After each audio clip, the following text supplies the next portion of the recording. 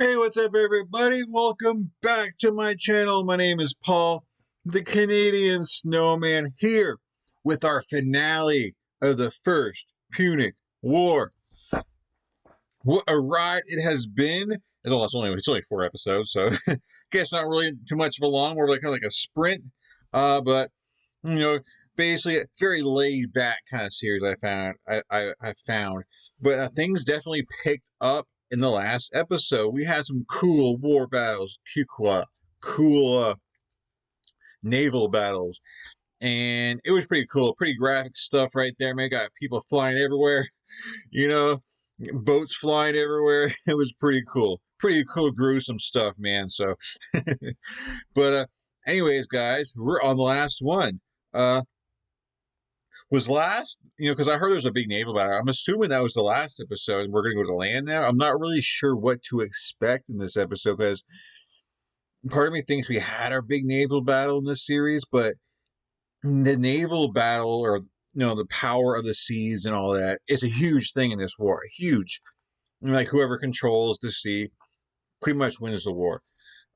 So I wouldn't be surprised if we have another awesome battle on sea. So, yeah, I guess let's just jump into it. It's a 35-minute video, guys. So, like, if you guys are up and moving around, antsy or whatnot, you guys need to sit down, relax, grab a drink, and just enjoy the ride. This guy's voice is like so like relaxing. Like I could like listen to this guy like narrate like a video on my way to work. Like just push play and just listen to like him like give me like a history lesson, dude. Because the guy is so calm, man. he's great. This guy is great. But sometimes I want him to pick up the pace and like yell at me or something. I don't know. But anyways, yeah, we're gonna jump into this. Invicta, this guy does an awesome job. The graphics and the detail. This guy, he seems to put a lot of effort into like getting the facts straight and the visuals to go along with it. So props to him, and shout out and thank you for him for bringing me this series, or for letting me find that series and using it on YouTube for all of us to watch and enjoy. So definitely a shout out to him. And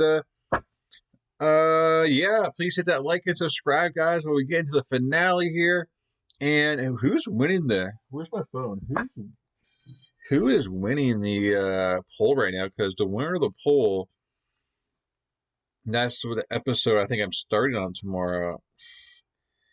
My phone, I'm not going to waste time with here and taking like 5 minutes to find out, but I'm not sure. Last I checked, Hannibal had a slight lead, but as whenever I decide to do a video tomorrow and I pull up that list of who wins, whoever's on top, whoever has a bigger percentage is what I'm choosing. So that's how it's working. But anyways, guys, we're gonna jump into the First Punic War Part 4. Let's do it. Let's do it. You guys are ready? I am ready. Born and ready. Dun, dun, dun, pumped. Welcome, guys, to part 4 in my documentary series on the First Punic War. Yeah. This episode is going to be entitled Final Breath. Oh, really? In 256 BC, Romans capitalized. Final breath can mean a lot of things. Like, first thing that comes to mind is, a naval battle, and your ship is sinking and you're getting dragged underwater with the ship. Like you're stuck in the ship, or some of your part of your body is like not part of your body. Your clothes attached onto it, and you have no choice. The ship's bringing you underwater. And you're taking your last breath, your final breath. That's the first thing that comes to mind here. So I'm leaning toward naval battle right now. Final breath. In 256 BC, Romans capitalized on their decisive victory at the Battle of Ecnomus and sailed their massive fleet across the Mediterranean, headed towards North Africa. The two consuls, Lucius Manlius Vulso and Marcus Attalus Regulus, led the full-scale invasion to Cape Bon and landed near the city of Aspis. Ships were drawn onto the beach while a ditch and rampart were erected to defend them. The invasion force struck out at the nearby garrison at Aspis, besieging and soon capturing the lightly defended town. Romans were now unopposed and loose on enemy soil. They quickly caused chaos by raiding the surroundings, Yeah. gathering cattle. I forgot that they went to Africa. Oh yeah, I forgot that they had no one stopping them. Okay, this is cool. So maybe it's gonna be a land battle. Soil. They quickly caused chaos by raiding the surroundings, gathering cattle, and collecting over 20,000 slaves and deserters. Wow. Rome then sent orders commanding one of the consuls to return to Italy with the fleet and captured loot. Vulso returned with most of the ships and plunder in tow, but left a small group of around 40 ships to support the force in Africa. Regulus had stayed behind with the legions and had an army of 15,000 infantry and 500 cavalry at his disposal. The proportion of mounted to foot troops was extremely low. See, this is what's great about like the visuals this guy does. You have all the cavalry here. You got your foot troops. Like it really gives. I'm not sure if this is entire. I'm guessing like this is exactly how they kind of march. You kind of their own groups kind of thing like this. So it's kind of that is a really cool visual for us. I think that's just a cool treat. The different in this series because other series we didn't get that. So I just think it's really neat. At his disposal.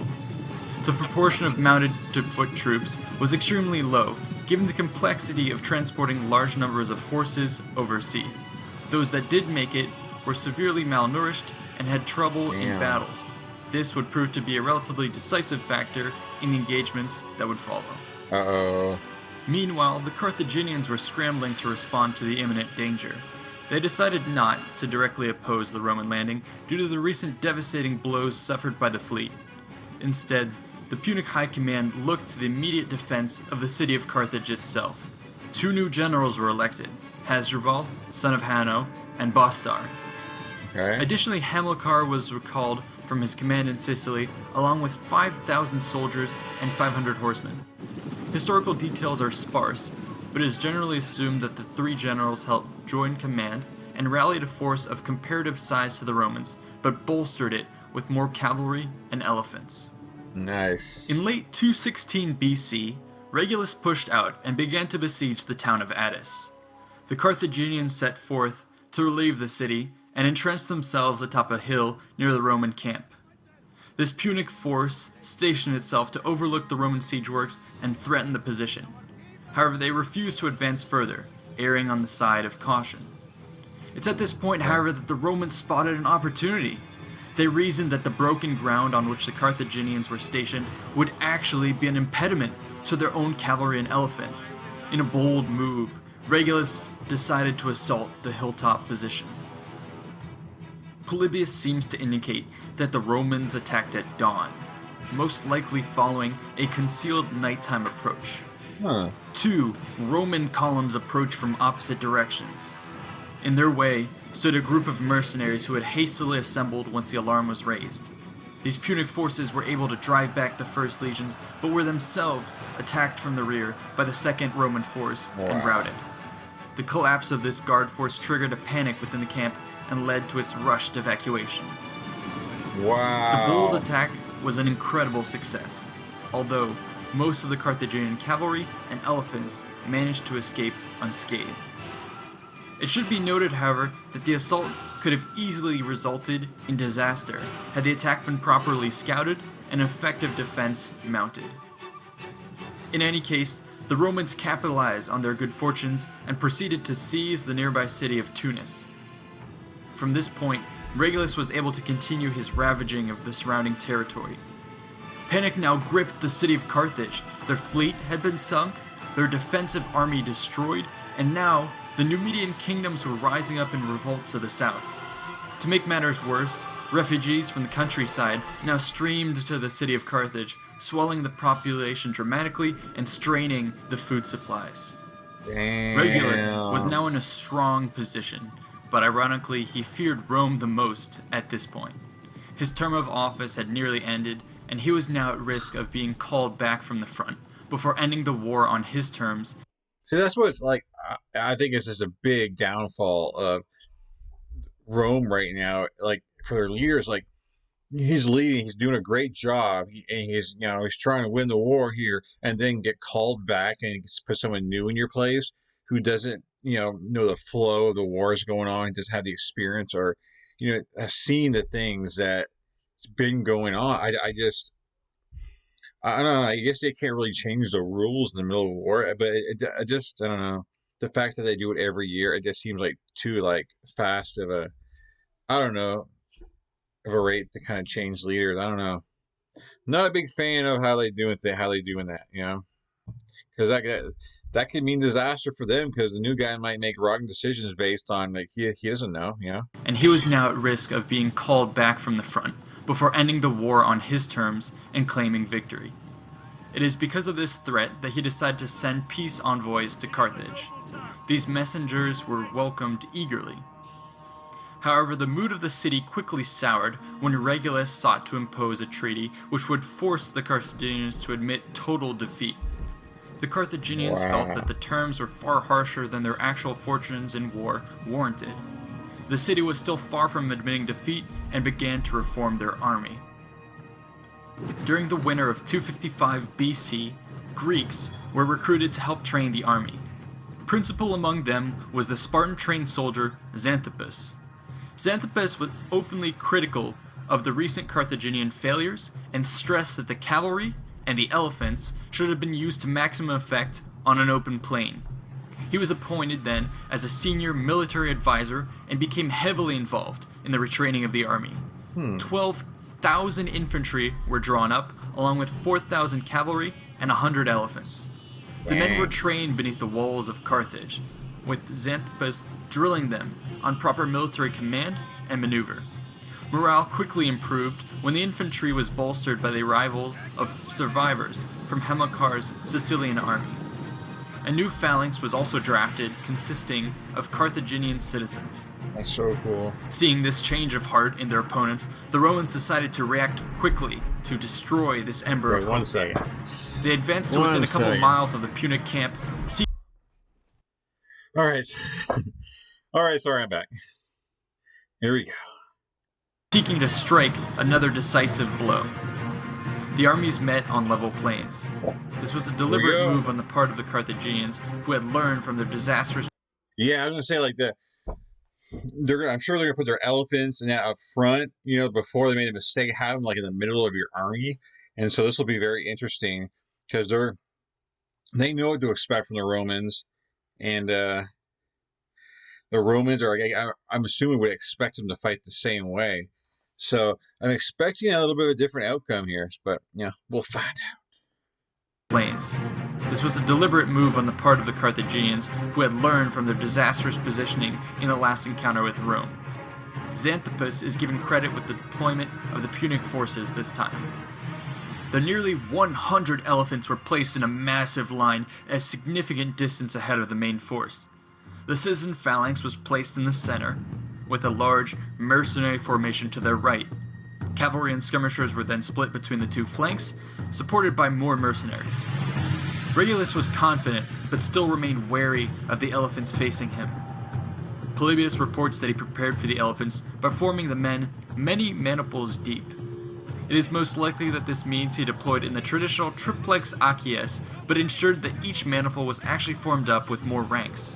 This added depth would help brace the men and bolster their morale in the face of a charge. The velites positioned themselves in front of the legions, while the relatively smaller cavalry force went to the wings.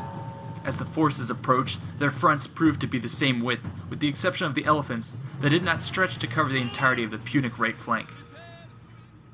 Both sides approached, with soldiers screaming and bashing their shields. Xanthippus ordered the elephants to attack. That'd be scary, the enormous line of beasts surged towards the Roman front. Velites did their best to hold them back, but were unable to keep the wave from crashing on the infantry line.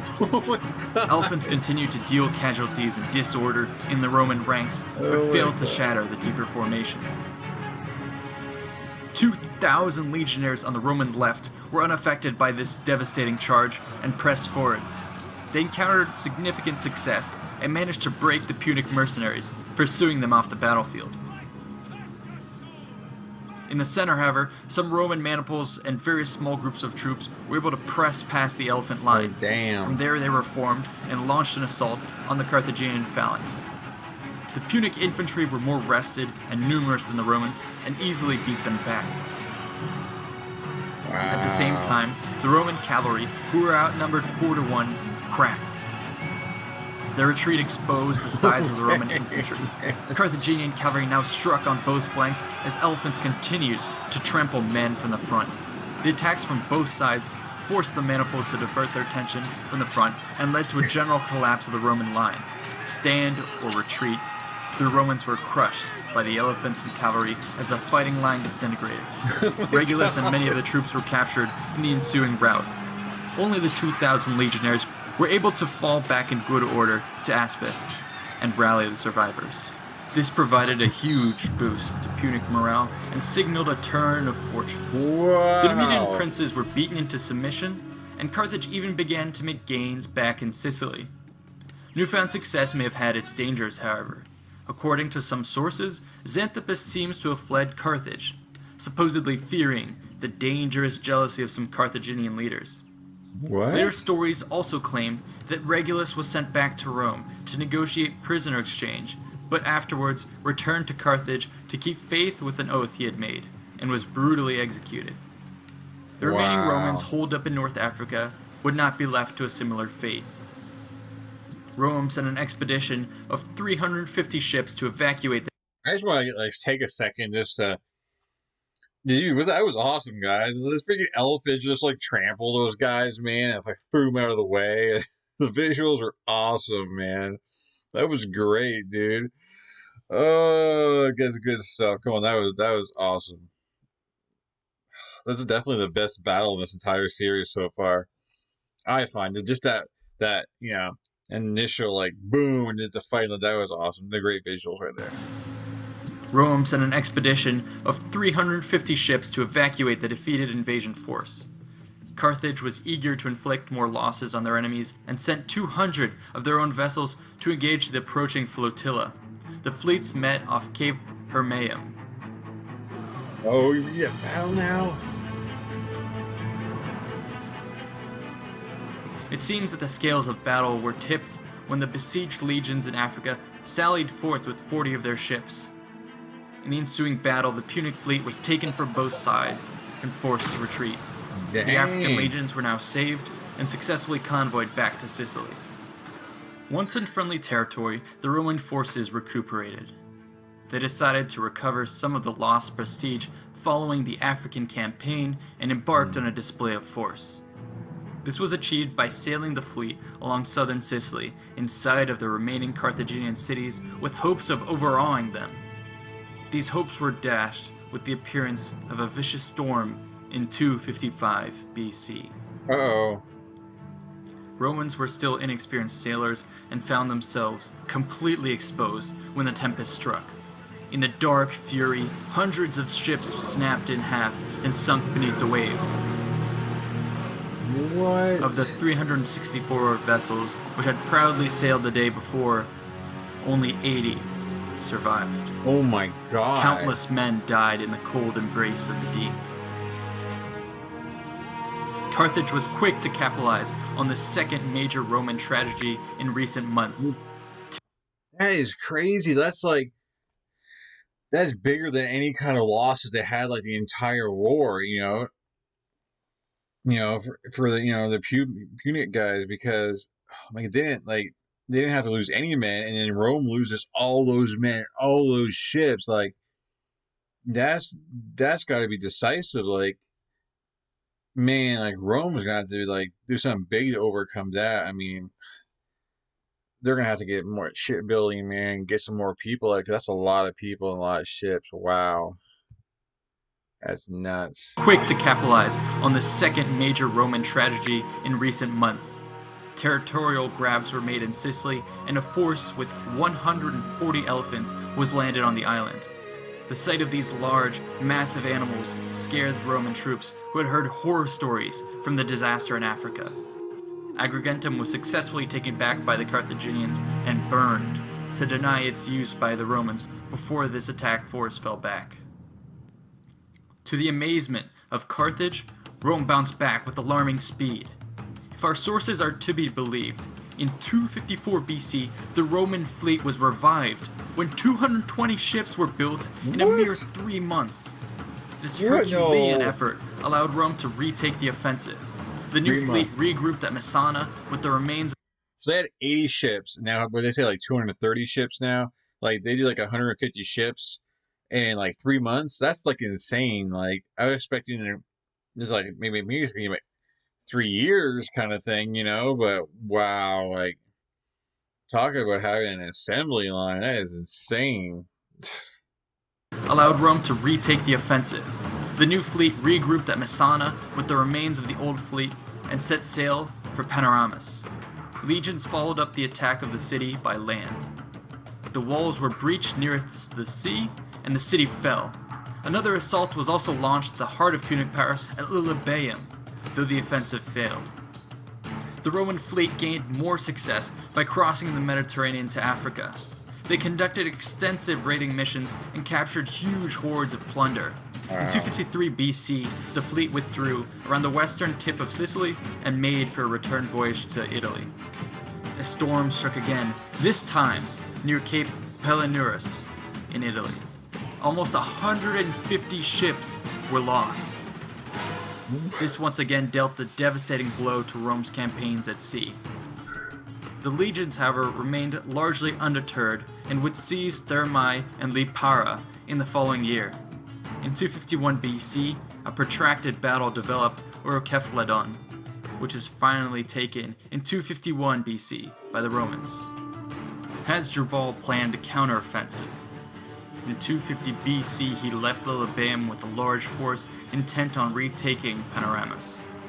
The Roman commander Lucius Metellus lured Hasdrubal into a false sense of security by feigning a reluctance to fight. The Romans deployed a screen of velites and picked maniples to harass the enemy as it crossed a river while advancing towards the city. This bait force was steadily fed reinforcements from Panormus and ordered to slowly pull back towards trenches that had been dug at the base of the city's walls. What? They did this to great effect, and Hasdrubal was drawn into an escalating fight over which he had less and less control. Punic elephant drivers charged and broke the thin Roman line, but then found themselves within range of defenders placed on the walls. Munitions had been stockpiled in anticipation of the Punic attack and were now being unleashed on the disorderly Carthaginians below. The elephants became wounded and were now sent stampeding right back into their own infantry forces behind them. Man. At this point, Metellus unleashed a column of legionnaires who had been hiding on the inside of the gates. I was gonna say, man, you shoot one of those things with an arrow. That's an elephant. It's not like a human. It's hurt. It just wants to get out of there. So if you just happen to be standing like close to the elephant, that thing charges you. You're dead, man. Man, that would suck to even be on the same side as the elephants, man. Because if those things freak out, your back is turned. They come your way, man. You're dead. You're gonna trample you. That had to be terrifying having elephants, dude. At this point, Metellus unleashed a column of legionnaires who had been hiding on the inside of the gates off to the side of the battle. This strike force quickly seized on the panic of the Carthaginians and landed a decisive flanking attack that shattered the army. In the rout, the majority of the elephants were killed or captured, and large numbers of troops were taken captive. This decisive battle marked the last of the massed land engagements of the First Punic War. In its wake, Rome found renewed spirits. During the campaigning season of 250 BC, both consuls decided to bring the fight to Lilybaeum once more, with the combined land and sea force totaling 110,000 men and 200 ships. Rome had improved their siege capability since the beginning of the war. The navy was primarily tasked with sealing off the harbor, while the army set to work constructing encircling fortifications. Early in the siege, however, Carthage sent a relieving force of 50 vessels carrying 10,000 mercenaries. These forces were able to use a favorable wind and their superior knowledge of the local shoal to sail into the harbor unopposed by the Romans in broad daylight. At night, the cavalry in the city were evacuated under the noses of unsuspecting forces. The removal of these unnecessary units helped to remove some hungry mouths from the city and compensate for the arrival of the newfound troops. The Roman Wow. commanders at sea were to be continually outdone by the skilled Punic sailors. A Carthaginian captain known as the Rhodian proved to be an extremely capable blockade runner. Numerous times he was able to outmaneuver the blockading ships. Even when 10 Roman ships were positioned to block his escape from the city, he still managed to humiliate his would-be captors and made it unopposed to the open sea. That's the thing, though. Like, Carthage still had, like, the best sailors, and blocking someone, to get by on land is way different than blocking someone on the sea, because it because it just depends on the ship, how agile the ship is, and how great of a captain and sailors you had on that ship. And if you're someone just trying to get through and you're better than all of them, like, they're not going to be able to stop you because you can do it faster, quicker, and you just know what you're doing. So that's just kind of very interesting, just how experience comes into play, here. Because I think if Rome was a lot more experienced, say they just say they had the same experience as Carthage, I think this war's already over. I don't even think we're even watching a fourth, episode right now. Um, Managed to humiliate his would-be captors and made it unopposed to the open sea. Instead of setting sail, the Rhodian offered battle to any who would dare attack him, an offer which the overawed Romans refused. In this way, the city was kept well supplied and in constant communication with Carthage. Rome then attempted to completely seal the harbor by dropping boulders in the channel. Though most of the stones were swept away, they caused enough of a buildup that one Carthaginian blockade runner got stuck during a night escape. The Romans seized the ship and discovered that it was an excellently constructed and nimble vessel. They then filled it with picked crew and a detachment of marines. When the Rhodian returned to Lilybaeum, he found himself unable to outrun this repurposed Roman ship and was captured. The wow. stranglehold over the city's port was now noticeably tighter. Throughout this period, Rome's fleet also continued to assist Roman land forces. The huge manpower which was normally needed to row 200 Roman ships was put to work in the construction of the siege works. Damn. While this helped speed up the process, it caused a significant attrition rate on the sailors, who suffered from disease in the crowded camps and also suffered at the hand of enemy action. In response, the Senate drafted 10,000 rowers and had them sent overland to Lilybaeum. This did much to restore the strength of the fleet. Roman commanders judged that the reinforcements were not observed by the defenders and figured that an attack would not be expected. In 249 BC, the consul Publius Claudius Pulcher launched a surprise attack on the main Punic naval base at nearby Drepana.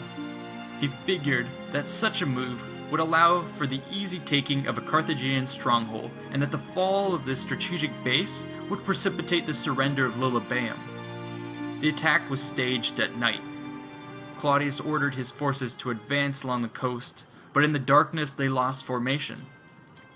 When the sun rose, the Carthaginians were made aware of the Romans' approach. It soon became a race, as the Punic admiral Adherbal ordered his force of about 100 ships to sea before he could be sealed in to the port. This came as a bold move at the opportune moment, when the Romans were strung out in a long line, with Claudius's flagship stuck in the back. Just as the first Roman ships entered the south of the harbor, Adherbal's flagship led the escape from the north. The Romans realized the danger and attempted to reform. The order caused chaos. Collisions in the harbor ensued, and many Roman ships had their oars sheared off by friendly forces. Claudius was able to gather his fleet into a rugged line, but by that time was already outflanked. Adherbal ordered the attack and ran the disorganized Roman line into the shore. It seems that the Roman vessels were not equipped with the corvus and could not fend off the Carthaginians as they had at the Battle of Icnomus. They didn't have the core, because that's the thing that falls down and where they can just easily board the other guys. So yeah, if they don't have those, they're screwed, because Carthage is just way too good, at maneuvering, and Rome kind of needs that little bit of an advantage to kind of like take control. So yeah, man, they're going down right now.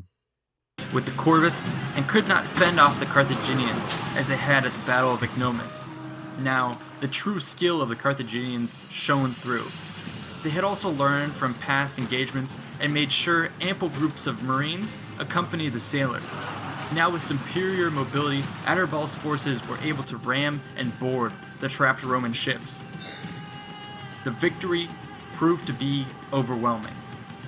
In all, around 93 Roman ships were sunk or captured, with only 30 making their escape. This was to be the first and only major naval victory celebrated by the Punic side. It would, however, be only the beginning of massive Roman setbacks at sea. Around the same time, the second consul of 249 BC, Lucius Junius Pullus, was leading a convoy to Lilybaeum. 120 warships escorted 800 transport vessels, which were carrying grain to resupply the besiegers. As the fleet made its advance, half of the force was halted to reform and wait for stragglers at Syracuse, while the rest pushed ahead. Meanwhile, the Carthaginians had sailed out from their victory at Drepana with 100 ships and attacked the Roman forces blocking the port of Lilybaeum. The Punic fleet caused serious havoc before retreating and making for the vulnerable Roman supply ships. The advanced Roman detachment, however, was forewarned of this danger by small scout ships that preceded the fleet. Rather than fight at sea, the Roman commanders had their ships drawn up on land by the nearest Roman-held town. There, they positioned their ships in a makeshift defensive line and reinforced the fortification with ballista from the town. Damn. This successfully deterred the Carthaginians from a major engagement and resulted in the loss of only several Roman ships. To the south, the majority of the Roman supply column was just rounding Cape Pacinus. Pullus was not aware of the recent Roman losses at the time, but remained wary of engaging such a strong Punic force. Instead, he led the mixed squadron of warships and transports cautiously along the coast. This move was observed by the Carthaginian admiral. Rather than engage in a similar fashion to the winning strategy at Drepana, he chose instead to sail immediately around the cape. This was done because the seasoned Carthaginian captains had spotted the signs of an approaching storm. They quickly ordered their ships to evacuate the exposed, rugged coast and seek shelter behind the cape. The Punic navy barely made it in time and was able to weather the gale in safety. The Romans, on the other hand, were caught in a punishing crosswind. With nowhere to escape, the entire fleet was smashed to pieces against the rocky cliffs. No certain count can be made of the sheer loss of life in this tragedy. However, the census at Rome, before and after the event, does show a drop of more than 50,000 citizens.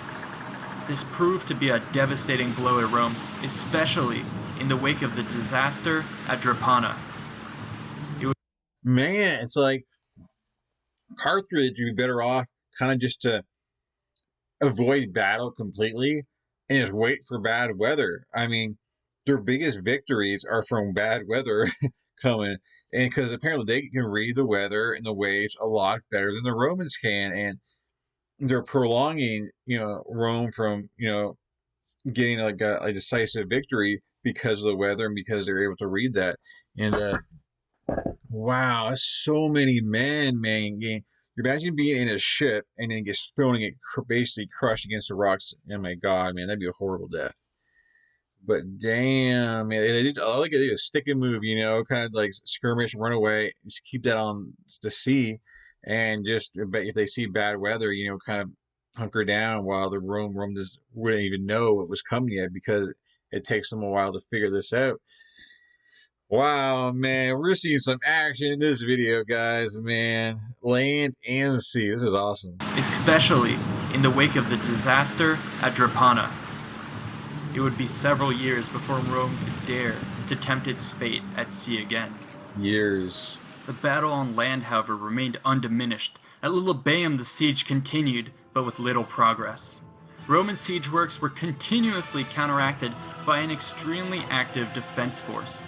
Tunneling efforts successfully weakened many of Rome's attack ramps, while bold sallies by the Punic mercenaries continuously set fire to Rome's siege works. At the same time, the cavalry which had been evacuated from the city, were landed further away and used to harass the enemy's rear lines. In this prolonged game of deadly attack and defend, the Romans suffered immensely due to Carthaginian actions and also deteriorating camp conditions. Despite this weakness, the Punic forces were never able to summon a large enough army to decisively break the siege. Instead, Hamilcar Barca resorted to guerrilla warfare. He arrived in Sicily in 247 BC to assume command of all Carthaginian land forces remaining on the island. This general is not only notable as an able commander, but also as the father of the famed Hannibal Barca. For nearly 3 years, he focused his attention on defending the vastly reduced territory remaining in Punic hands and stationed his base of operations near Panormus.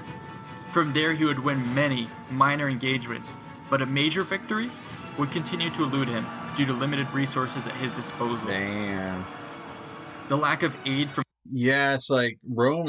They had just to get him away. They need a big victory, but just like the guerrilla war tactics. It's bugging them, but it's not doing enough to kick Rome out of there, and it's gonna wear them. I guess be wearing on both sides, but as long as like Rome has the numbers there on land, I don't think they're going anywhere. due to limited resources at his disposal. The lack of aid from Carthage can be traced back to the fact that resources had to be diverted to carry on campaigns against the tribes of North Africa. Nonetheless, in 244 BC, Hamilcar took the initiative and performed a surprise attack on the city of Arioch near Panormus and besieged nearby Romans for the rest of the year. By 243 BC, the Roman desire to return to sea was renewed. Oh my god. However, the state lacked the resources to create this new fleet and turned to private citizens for funds. The support poured in with the guarantee of repayment upon the recovery of the state's own funds. It is a testament to Rome's patriotic citizens that many did so with zero interest. Soon, 200 conquirums were assembled. In 242, the fleet was entrusted to the consul Caius Lutatius Catulus, who ensured that the sailors were trained daily until they had achieved a high level of proficiency. The Romans set about putting pressure on the harbors of Drepana and Lilybaeum. This had the dual effect of cutting off supplies to Hamilcar Barca and also provoking a response from the Carthaginian fleet.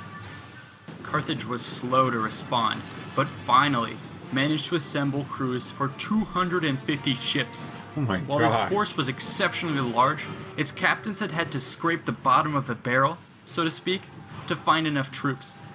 As a result, the quality of this force was markedly lower than was typical.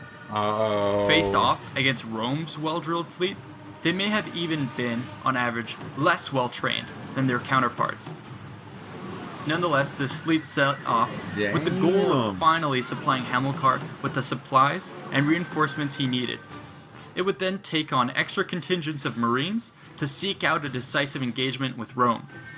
This naval force crossed the Mediterranean and halted at the westernmost of the Aegates Islands.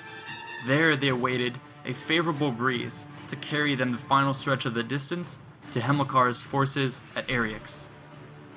The Romans were by this time well aware of the huge Punic force's arrival. Catulus immediately boarded legionaries onto his ships and set out to intercept this force. He intended to prevent the Carthaginian fleet and army from linking up and joining forces.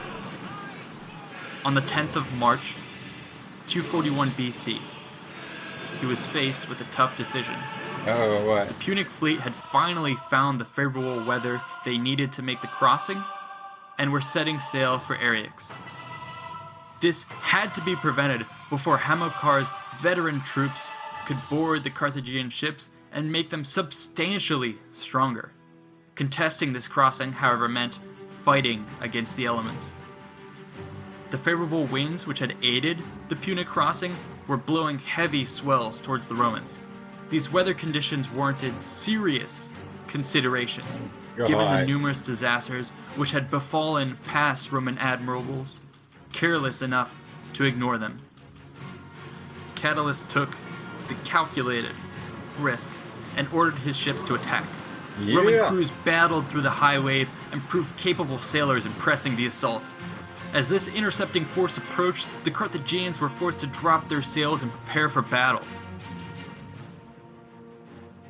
This is awesome.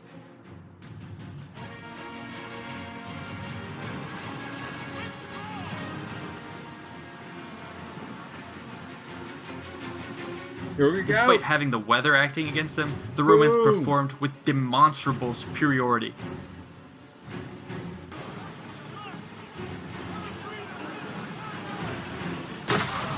Dang. Punic crews were overloaded with supplies. As a result, they were extremely sluggish and outmaneuvered by the Roman ships that boarded or rammed them with near impunity.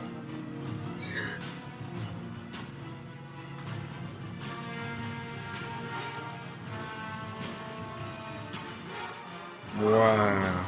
Over 50 Punic ships were sunk and an additional 70 captured. This is in contrast to the 30 Roman ships sunk and 50 crippled. The remaining Punic ships made their retreat when the winds changed course near the end of the battle. This battle of the Aegaetes Islands was decisive. Carthage was left with neither the resources nor the determination to raise another fleet in the face of such a defeat. Hamilcar and the remaining Punic strongholds were now fully isolated. Ultimately, this meant that any ember of hope for Carthaginian victory was snuffed out. They give up. Under right? these conditions, Hamilcar was given full authority to begin peace negotiations. Jubilation ensued in Rome as Catulus and the praetor Falto returned to celebrate a triumph for their final victory. The war had been won, but at great cost. Yeah. Polybius claims that the Romans had suffered nearly 700 ships, with many of them going down with all hands Wow. in terrible storms. Carthage suffered similarly high losses of around 500 warships, but the sailors aboard these were often saved or captured during the course of naval engagements. Yet despite these losses, Rome had persevered.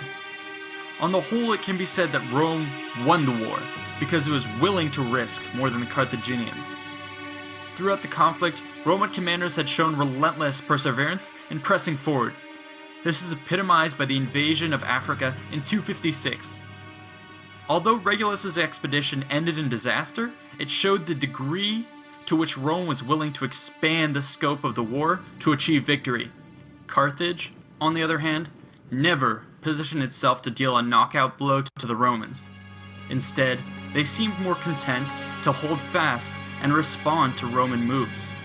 That is very true. Like, what if Carthage, instead of just trying to like find Roman and like fight him in the sea, like what if they, since they had that far superior, naval, superior or whatever, what if they just kind of like passed up like the Roman ships and went straight to like Italy to Rome and like try and take the city because because most of Rome's troops weren't in Rome. So, and if they could have passed them up, got there way ahead of time, and maybe marched into Rome, like, and because then Rome would have had to play more of a defensive game and bring a lot of those troops back that were in Sicily and actually have to worry about that instead of having so many troops in Sicily to fight Carthage. I wonder if that could have been like a game changer, if maybe Carthage did something like that, but I guess we'll never know. They seemed more content to hold fast and respond to Roman moves. This behavior can be attributed to the differences in military structures discussed at the beginning of this series. Punic generals were for the most part long-term commanders who needed time to craft a cohesive force and would be wary of gambling that hard-earned force away. Rome, on the other hand, had annual commanders who each sought to outdo the previous one in glory.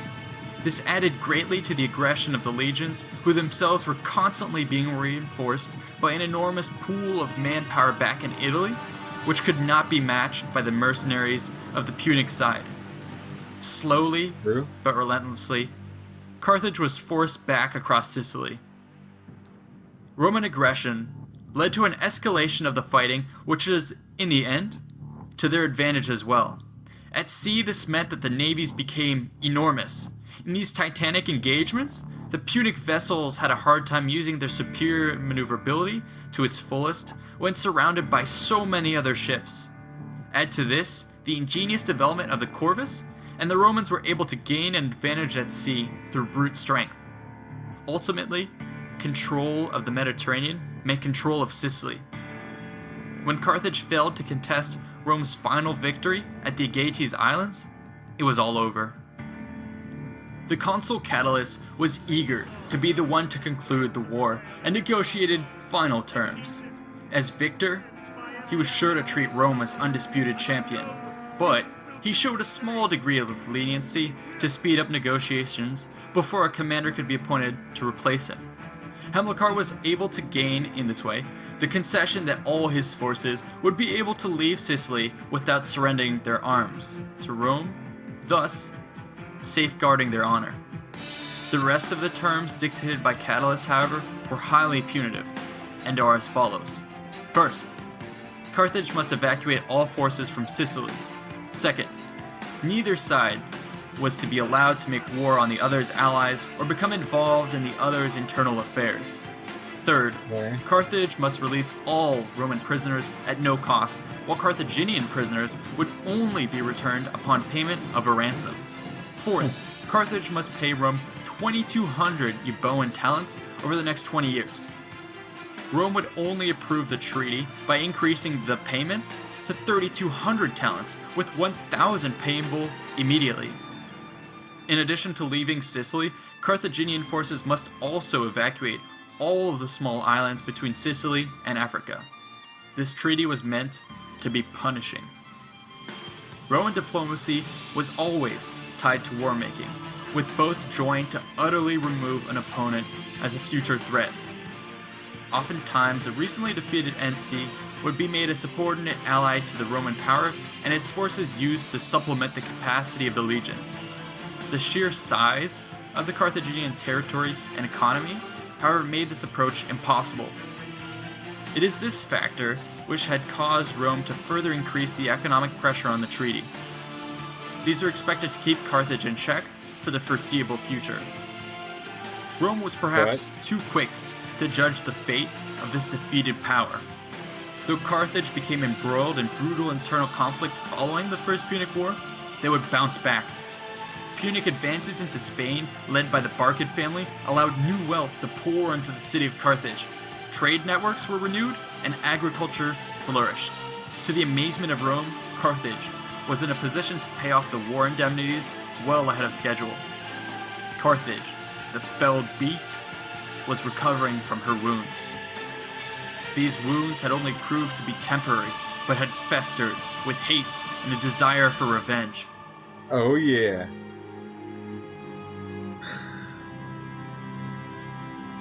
This would ultimately lead to renewed conflict between the two superpowers. Now, it would be Carthage's turn to strike at Italy.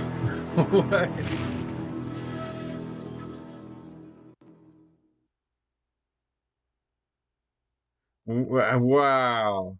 What the? Dang, that started a next different episode. We're not doing this one, guys. Hold on, let me pause this thing real quick. All right. Wow. You gotta love it there at the end. The guy has a sword. Hannibal. Is that gonna win? Are we starting Hannibal tomorrow? Or are we going to the Third Crusade? I guess we'll find out. But that was a great episode. Great great series. Only 4 episodes, but man, did they hit us at the end. They saved the best for last, man. We had everything: land, sea, this weather, destruction on like unreal levels. I mean, like people just dying. Half the people in this war probably died just because of weather. Wow, that was awesome, man. The visuals, man, like the elephants charging, like that was awesome. That was really good. I really enjoyed that episode. I really enjoyed that one a lot. And I loved how even this dude, even like the commentator, he was getting a little bit more excited than normal. Like, he was, especially there at the end there, like, they ain't done yet. Carlos ain't done yet. You know, you didn't give them a knockout blow, man. You just kind of startled them, you know. And Hannibal, I think he's going to have something to say about that. You know, I've heard that name, but I know I keep hearing that he was like a great leader and stuff. But other than that, I don't know. I mean, obviously, I end up finding out sooner or later, whether it's starting tomorrow or weeks down the line or whatnot. But I hope you guys enjoyed the journey on this one. I'm definitely glad I did this one first. If we do go to Hannibal, because then I kind of know the history of it, and because I'm definitely glad I did, because I wouldn't want to go into the next one not knowing all this. This is awesome, especially with the experience and the navies and stuff. It's just really awesome, guys. I really enjoyed this. Uh, The and Roman Empire when was you want to created go, through oops, sorry. We're not doing that one. That'll probably be a series for the future, right there. Battle of Adrianople. I'm sure that's probably end up being a future, series down the line. But anyways, guys, thank you for watching. Please hit that like and subscribe. I hope you guys enjoyed this series. I did, and we'll continue along through whatever series I do next, and the foreseeable future. So, really good series. Please comment below how you enjoyed it and everything, and if you enjoyed it.